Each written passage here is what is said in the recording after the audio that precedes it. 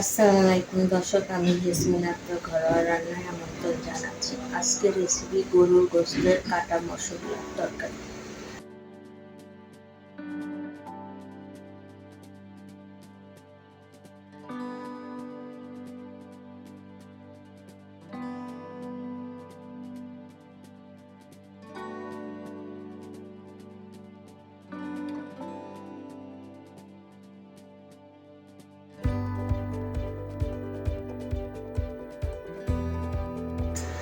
গরুর মাংস নিয়েছি, কাটা মশলা রসুন কুচি, আদা কুচি, পেঁয়াজ কুচি, তেজপাতা, শুকনো মরিচ, গোলমরিচ, এলাচি, লবঙ্গ, দারচিনি, এলাচি।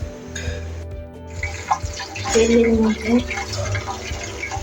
এলাচি ছেঁচে নিয়েছি, গোলমরিচ, তেজপাতা, শুকনো মরিচ, দারচিনি, এলাচি, লবঙ্গ সব তেলের মধ্যে দিয়ে দিলাম। পেঁয়াজ কুচি দিয়ে দেব, রসুন কুচি,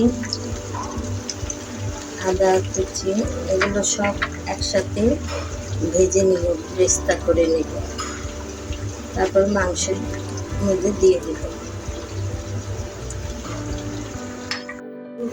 গরুর গোশতের কাটা মশলার লবণ দিয়ে দিলাম, আর যে বেরেস্তাটা করে রেখেছি, মানে বেরেস্তাটা করে রেখেছি আদা রসুন কুচি, পেঁয়াজ কুচি, মরিচ, শুকনো মরিচ, দারচিনি, এলাচি, গোলমরিচ, তেজপাতা, লবঙ্গ এসব দিয়ে পুরোটা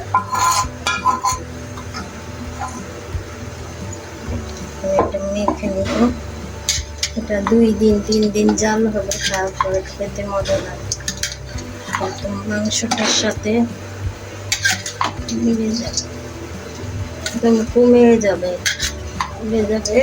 বলে একদম নরম হয়ে যে মাংস হালকা হালকা হয়ে যাবে, তখন খেতে অনেক মজা লাগবে। ভাজা ভাজা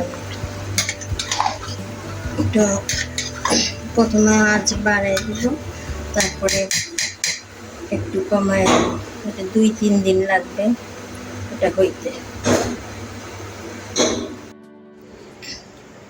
হয়ে গেল গরুর গোশতের কাটা মশলার তরকারি।